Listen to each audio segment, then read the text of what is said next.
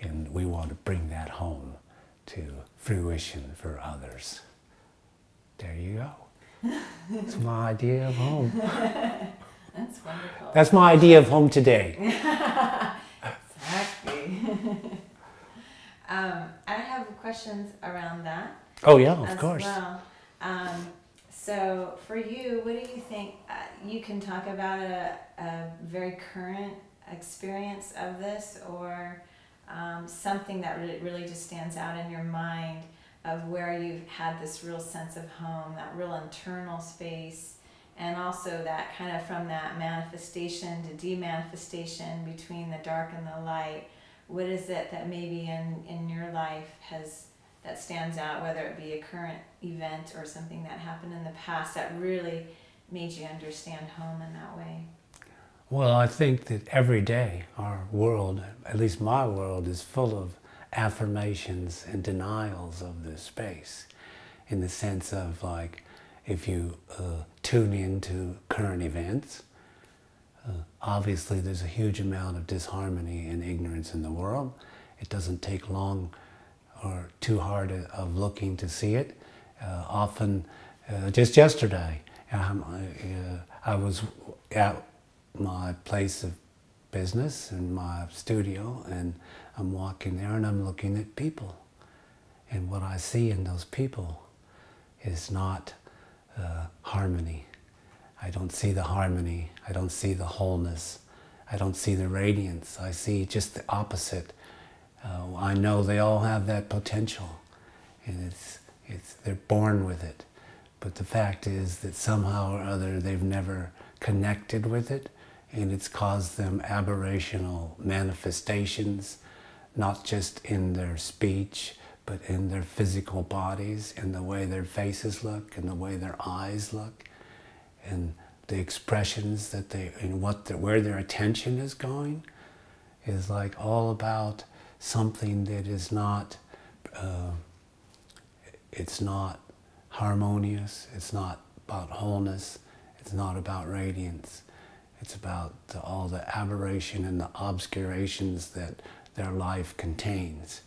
And on the opposite side of that, we have people who will come into our space and they'll stand there and they'll testify, they'll say, "Oh my God, I've had a migraine headache for a year and I can't get rid of it. And when I walked into this space, it disappeared."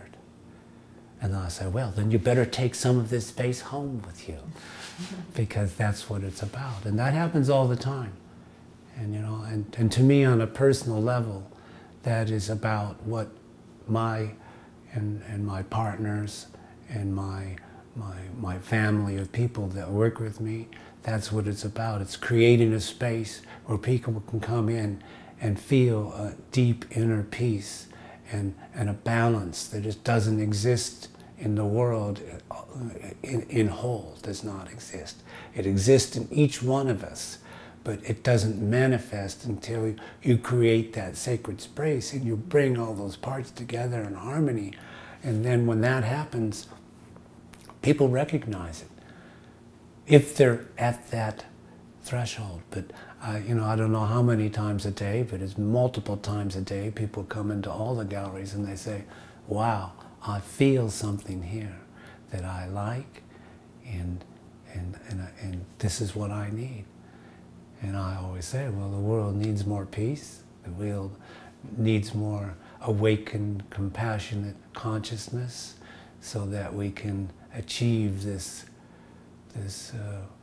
harmonious balance and centeredness that is required for radiance to come through. And it's all about compassionate awareness, because I have that poem that is compassion is forgiveness. Forgiveness is compassion. Drop your anger. Drop your jealousy. Drop all attachment to dark forms. Embrace the light of the compassionate, awakened, loving heart. and liberation you will find in that very precious moment, always. And that's where I go when I want to be back into the space.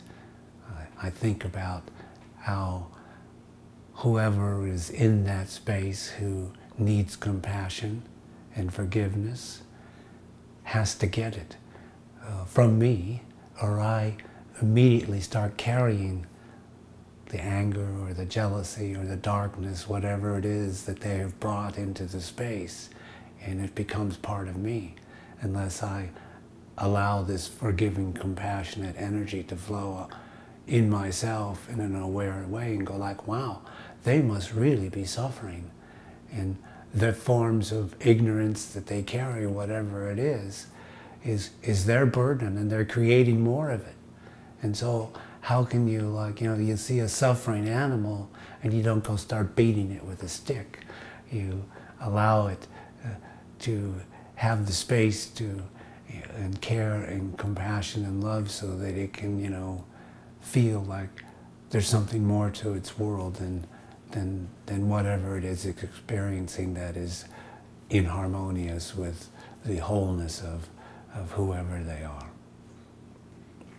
And with the, because I know you're sharing with your poetry and how that brings you back into that space of wholeness and harmony,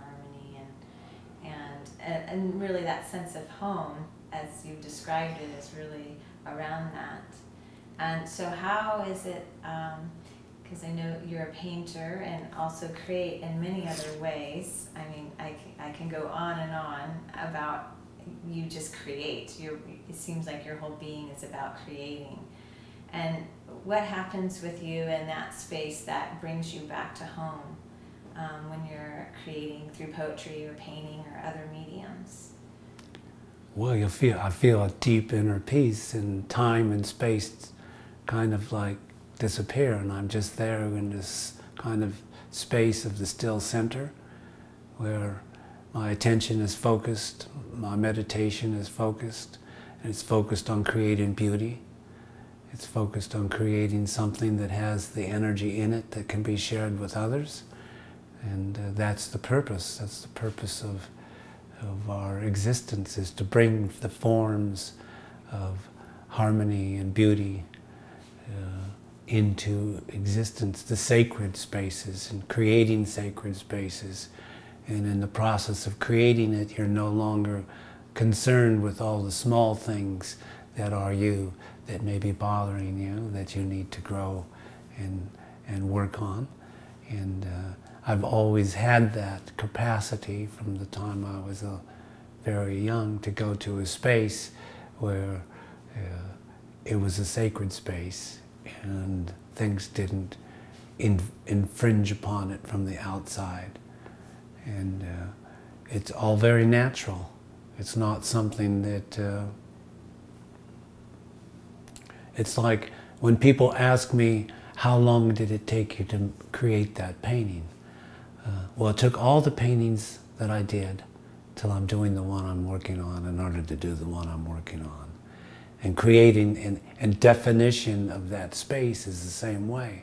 It takes all the energy of learning about that space, because not only you might have it when you're born and you may feel it and have it, but in order to learn about it and to know what it is and to plug it into a philosophy that is all about the way you practice your life and the way you work with whatever it is you have to work with, and you bring joy to that space, a joyful effort, and you bring, you know, generosity to that